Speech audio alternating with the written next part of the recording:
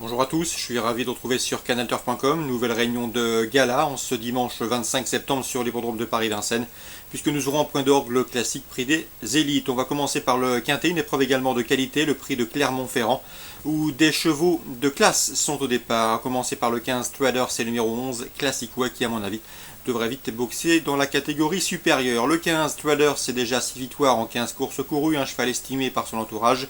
La dernière fois en gain, il avait la course à sa merci avant de se montrer fautif et d'être disqualifié dans le groupe 3 Prix de Genève. Il trouve ici l'occasion de renouer avec le succès. Son principal opposant sera sans nul doute le numéro 11 Classic Way.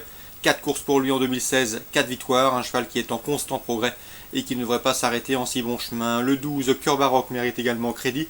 Lui aussi reste sur un succès, celui obtenu au Sable d'Olonne récemment. C'est un cheval qui peut se targuer d'un chrono d'une 13-3 sur ce parcours, celui qui nous intéresse, soit le meilleur chrono du peloton sur ce tracé. Le numéro 10 dans cette épreuve, c'est Cara Williams, autre atout de Sébastien Garato dans cette compétition. Le cheval reste sur 3 victoires et devrait pouvoir confirmer, à noter toutefois qu'il ne possède entre guillemets qu'un chrono d'une 14 sur ce tracé. Il y a mieux que lui dans cette épreuve.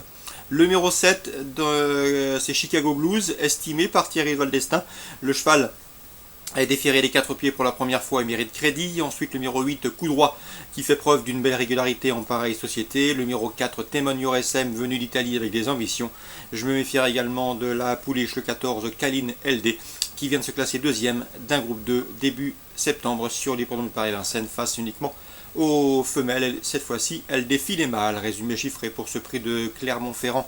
Épreuve de bonne facture, à ne surtout pas manquer. Le 15, le 11, le 12, le 10, le 7, le 8, le 4 et le 14. Suite du programme, dans la première, j'aime beaucoup le 103 Année Folle, toujours performante autre montée. Elle a été préparée pour cette course, elle sera déférée les 4 pieds pour cet objectif. Sachez également que sa dernière sortie autre montée a été couronnée de succès. Je lui poserai en priorité le 108 dans cette épreuve, c'est Victoria du Viaduc qui débute sous la selle, mais qui possède le meilleur chrono du peloton sur ce tracé, un chrono d'une 12. Sur ce parcours, 103 et 108, nouvelle venue ambitieuse sous la selle. Dans le prix des élites, une épreuve de groupe 1, comme je vous le disais, où les 3 ans bénéficieront d'un avantage initial de 50 mètres sur les 5 ans. On s'annonce, nous promet une course-poursuite de toute beauté. Il faut choisir entre le premier poteau ou Dragon du Frêne, le 604, vainqueur du prix d'essai groupe 1, le 605, Dictive Daquet, vainqueur du Saint-Léger Trotteur à Caen, autre groupe 1, et le 606, Dollar Maker, régulièrement dauphin du chef de file de la promotion Sulky, savoir Django Riff, qui débute ici autre montée, devrait pouvoir tirer le épingle du jeu. Le 606, Dollar Maker, tentera de faire d'ailleurs aussi bien que Cocktail Mélois, qui l'an dernier dans cette course avait débuté victorieusement sous la selle en s'adjugeant ce classique. Dollar Maker, à mon avis, a les moyens de faire aussi bien aux 25 mètres, aux 50 mètres. Il faudra bien sûr surveiller le 608 Bellissima France, sacré dimanche dernier dans le prix de Normandie, groupe 1.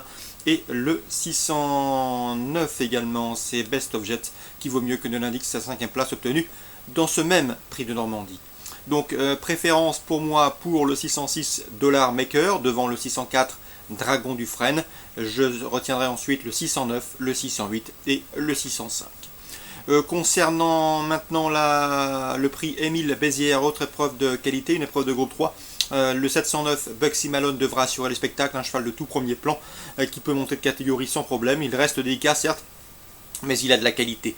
Dans ce lot, lui qui vient de marcher une 11-9 sur ce tracé à l'occasion de son succès obtenu dans le prix de Provence, s'annonce une nouvelle fois comme le concurrent à battre.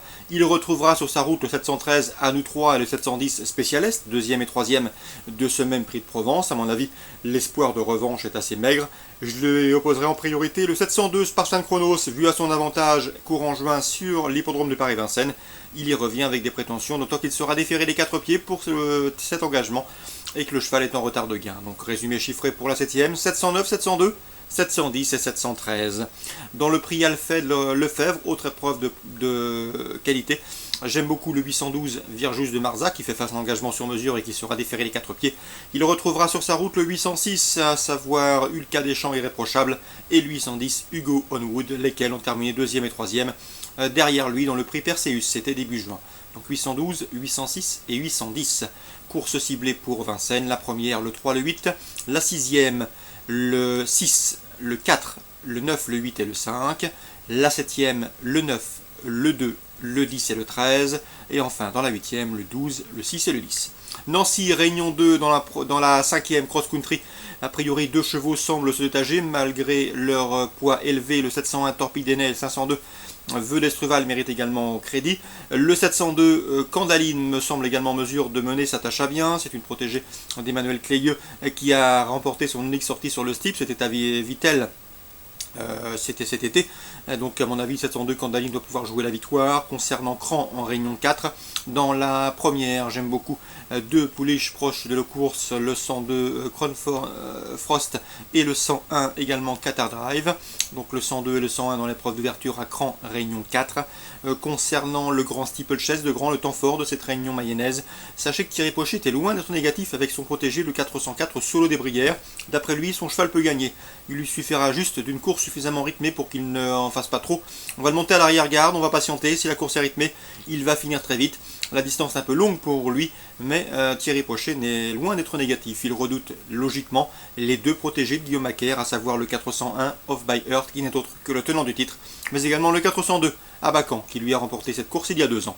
401, 402, et pourquoi pas le 404 pour venir corser les rapports de ce grand steeple de Cran, édition 2016. Bon dimanche à tous, très bonne journée, et à très bientôt sur Direct Course.